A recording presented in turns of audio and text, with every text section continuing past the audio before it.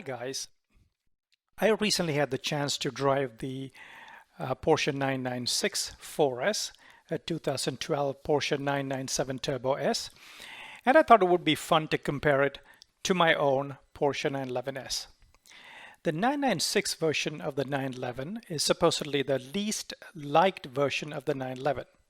If you remember the evolution of the 911, the 996 version was the first version that was not air-cooled and had headlights that were not round. However, the headlights are shared with the iconic GT1, which is a pretty handsome car. Looks are subjective, but I don't think the 996 is a bad-looking car. This silver 996 is a 2004 model. It's a Carrera 4S, and it's in pretty good condition, has only about 50,000 odd miles on it. This is the 2012 997 Turbo S. It is definitely a handsome looking car. I do think the round headlights do suit Porsches better.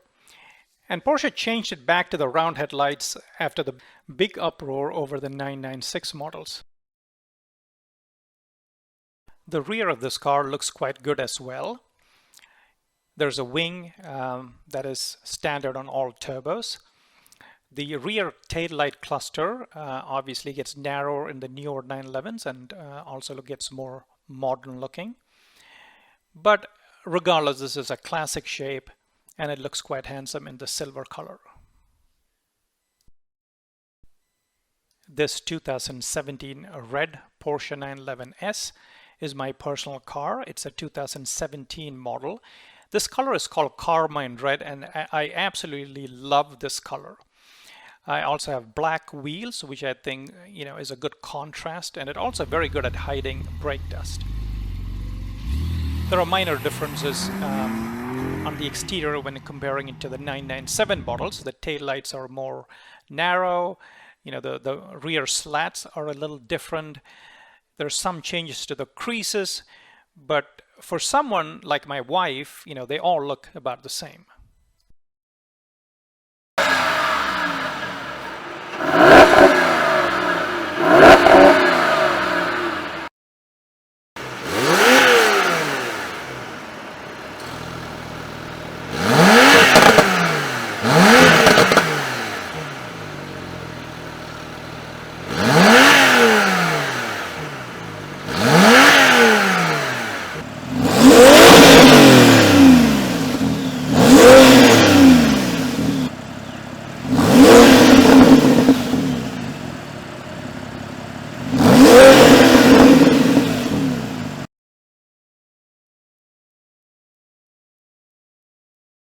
Now this is a nearly 20-year-old car and the interior shows it. The interior is quite dated but still functional. The central PCM console really looks dated. The gear shifter is similar to newer Porsches. The PCM still works, but it requires a navigation CD as a lot of older cars did. And truth be told, there are a lot of buttons here that I don't know what it means. The arrows and stars don't make sense, but I suppose if you're the owner, you'll eventually get to know all these buttons. That I suppose is for the ESP. That's the sports exhaust button. The Tiptronic gear selector looks weird. There is a glove box and some of the materials are high quality, there's some leather. The central console is plastic and rather cheap looking. The HVAC controls are down here. There's some storage on the door bins and it's lined by velvet. There's a frunk which is quite spacious. All right, so let's take the 996 for a drive. I had never driven a Porsche 996 before, and to be honest, I expected it to drive like it looked, right? So it's almost 18 years old. The interior looks dated. So I was expecting it to drive, pretty crappy, to be honest. I thought it was going to rattle and squeak, and it was not going to be much fun at all. But I've got to say, I was quite surprised at how refined the car was. It drove just as well as any car that's made today. So there's no squeaks or rattles despite it being a Targa. The first thing I noticed when I got on it and started driving it was how heavy the steering wheel was. So, I suppose the assist is less on these cars than on the newer versions. And obviously it's a hydraulic steering, right? So it's going to be heavier. There's more feel to it. So the steering wheel, the heft I thought was a little too much, but there's good feel through it.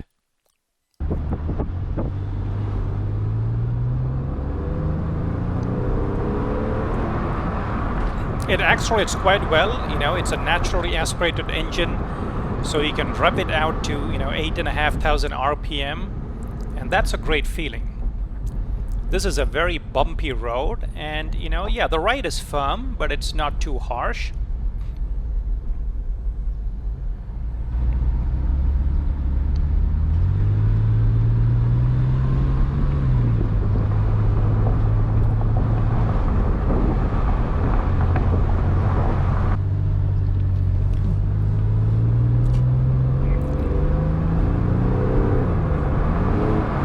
It's so much fun to rev this car. The wind noise is not too bad, with the top down. Now, one thing that's not so great about this car is the brakes. The brakes felt really wooden, and there was no progressive feel. That was the biggest difference I found between the newer cars and this one was the brake. I don't know if this particular car just had brakes that were worn out, but I just didn't have a good feel of the brakes. But otherwise, the acceleration is addictive.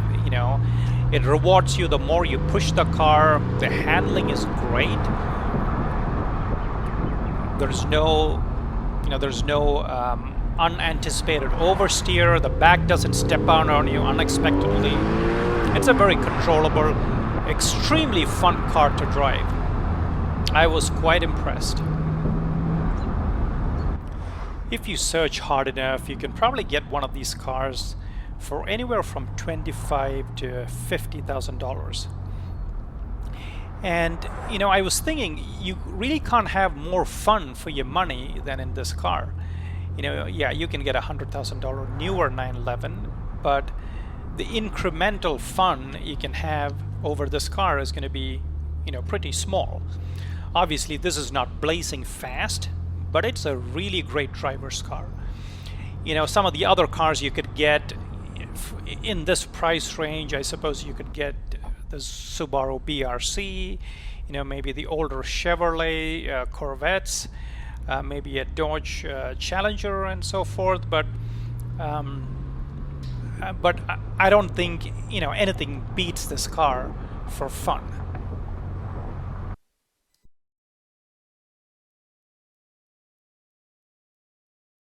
Well, let's jump into the 997 Turbo. Obviously, this is a much nicer interior, much more modern, and it looks much closer to the latest generation 911s. All the interior materials are top-notch, all the touch surfaces are high quality, and it's an overall really nice and modern interior.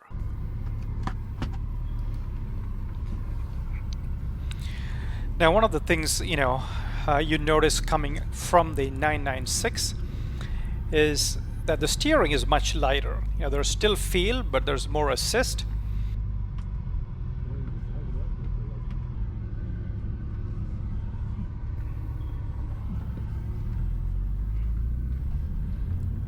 The ride is firm, much like the previous 911.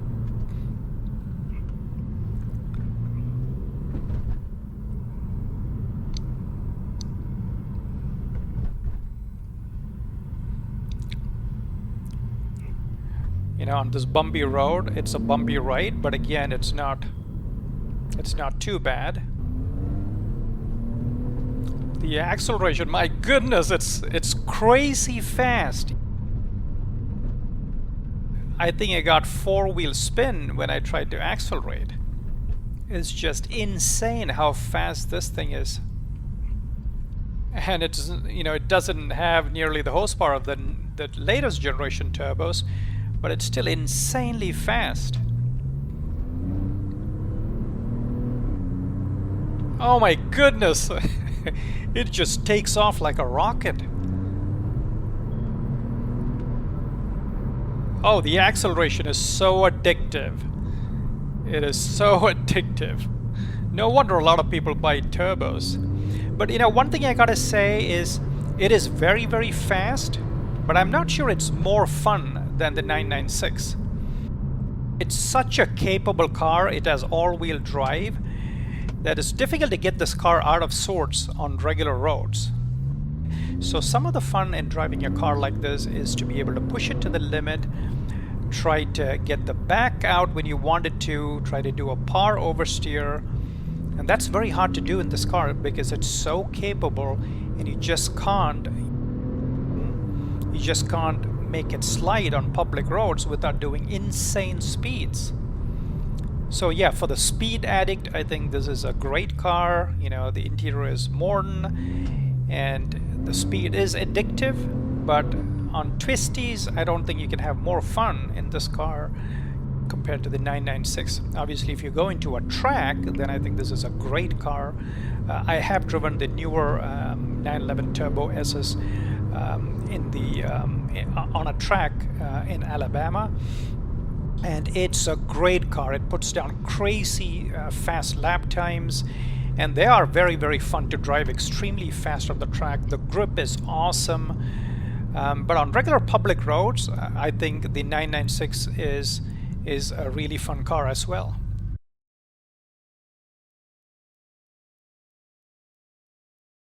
All right, back into my car. My God, I love this car. This is the 991.2 version. Again, the interior is great. It's nice and modern. I think the biggest difference between the 997 and this version is really the PCM is much more responsive, and obviously there's some interior changes as well. The newer 992 versions have a much more modern interior, and the interior really looks much different, completely different on the very latest cars. So, having gone in the other two cars, what do I notice the most getting back into this car? The first thing I really notice that's different is the suspension. It's amazing how this car is so much more supple and planted on these roads compared to the 996 and the 997. I think Porsche is working magic each year, gradually tweaking their cars. And I don't know all the engineering that goes into it, but the suspension on this car is definitely better than the other two.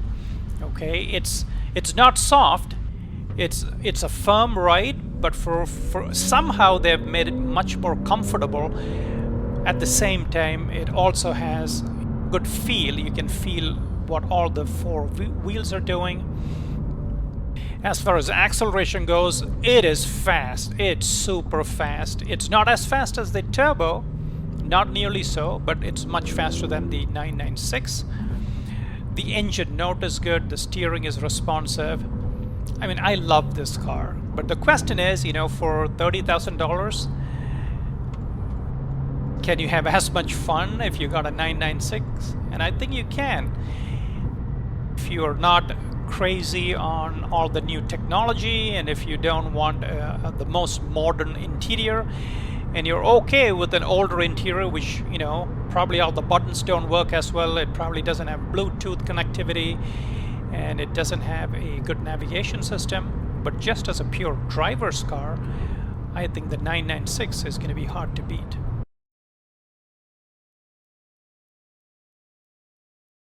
So I had great fun with these three cars, and in summary, this is just my take. You guys might have different likes and dislikes, but I think the 996 can't be beat for the money.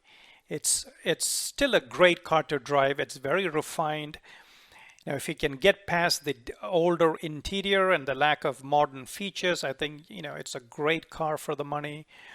The one thing I didn't like though was the brakes, but again, I don't know if this was specific to this car or if it all 996s are like that. I don't know.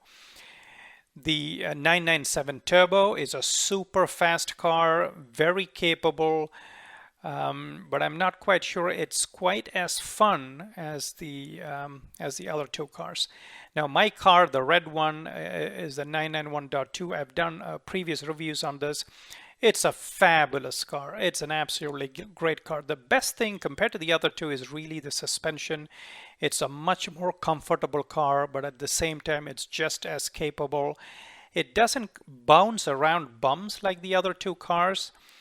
So Porsche has done something to the suspension, and it's just amazing. The question is it worth $135,000 when you can spend, $20,000 or $30,000 and get an older version 996, which is almost as fun.